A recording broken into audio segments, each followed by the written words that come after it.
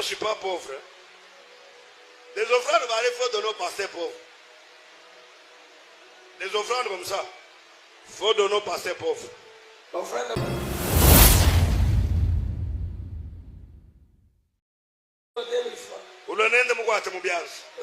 Et puis tout le monde est en franc congolais. Moi je ne suis pas pauvre. Hein. Les offrandes variées, il faut donner aux pasteurs pauvres. Les offrandes comme ça, il faut donner aux pasteurs pauvres. Asher, on a des cassans qui aiment voter, Longwa. Ama cassans qui aiment voter. Il faut que nous prenions vie dans le bayaser. Mais les cassans qui aiment voter, moi, je ne vais pas payer ça. Nalinga to prier ce que tu veux saber. Nalinga makasan kembo. Oh bilogo kendo pesa ba edu. Azawan. Pesa ba John. Ba situation ba osambele na yo. Écoutez. Ozwa te. Na ozwa te. Yoka yelampe. Na yoka pete. Ana lisolo. Jamais. Lisolo amotema kumama. Papa Hey Yahweh kuma Papa Yesu ni bakuma lamu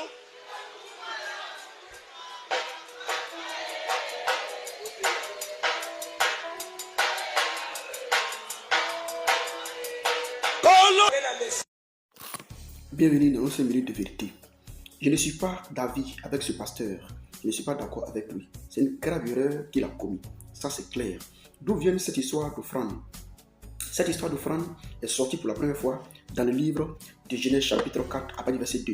C'est l'histoire de Caïn et puis Abel. Comme la Bible le relate, ils étaient cultivateurs. L'autre était éleveur. Personnellement, de leur propre gré, ils sont levés. Ils ont dit comme un Dieu peut-être qui existe, qui les a aimés, ils vont repartir vers lui pour lui dire merci pour tout ce qu'il fruit qu'il leur donne. La Bible signifie que Dieu n'a pas accepté, accepté l'offrande de Caïn. Il s'est fâché. Mais Dieu n'a pas repris Caïn pour dire non, que ton offrande là, quand tu n'as pas fait, ça, moi je ne prends pas ça, je ne suis pas pauvre, comme le monsieur a fait. Non et non. Mais Dieu lui a dit, il faut faire comme ton frère. Vous voyez? Mais aujourd'hui, cette histoire d'offrande dans les églises devient très capitale. Ça devient un sujet tabou même, un sujet difficile. Ça fait que certaines personnes même ont oublié le sens des données parce que plusieurs escrocs sont arrivés dans le ministère. La Bible reconnaît qu'on doit faire les offrandes et ça doit être volontaire. Et c'est clair. C'est pourquoi, après l'effusion de Saint-Esprit, après que le Saint-Esprit est descendu sur les apôtres, c'est dans Actes chapitre 4, après les versets 32-35, que la Bible parle du don libéral. Là-bas, les apôtres, les disciples ont décidé eux-mêmes de faire quoi? Ils ont décidé d'apporter ce qu'ils avaient pour ne pas que les frères entre eux puissent être dans la misère. Comme ils n'ont pas d'autre industrie et qu'eux-mêmes volontairement ils sont levés pour s'occuper d'eux-mêmes. C'est comme ça que les offrandes ont apparu dans l'assemblée. Et Paul est parti très loin dans le livre de 2 Corinthiens chapitre 8, à partir du verset 2 jusqu'au verset 4. Paul signifie là-bas, il remercie des frères là-bas que des gens ont donné. Des gens ont donné volontairement et de manière libérale. Le mot est clair. Et on n'a jamais vu Paul ni Pierre se mettre là pour dire non, que vous soyez maudits avec votre argent. Moi là, moi je ne suis pas pauvre, cet argent. Non. Mais quel que soit l'argent que les gens venaient avec, la Bible même dit, la Bible témoigne dans 2 Corinthiens 8, 3 à 4, que Paul a même félicité. Il dit, c'était difficile, mais ils ont donné. Reprenons l'histoire de Jésus. La femme avait 7 centimes. Elle est venue vers Jésus. Jésus n'a pas refusé. Vous voyez? Et on dit que c'est pratique. Aujourd'hui, plusieurs personnes passent par cette histoire de donner des offrandes. D'autres commencent à exagérer. On impose à certaines personnes de donner forcément. Sinon, ils seront maudits. Sinon, ils ne vont pas être bénis. Sinon, ils ne vont pas avoir voyage. Tout.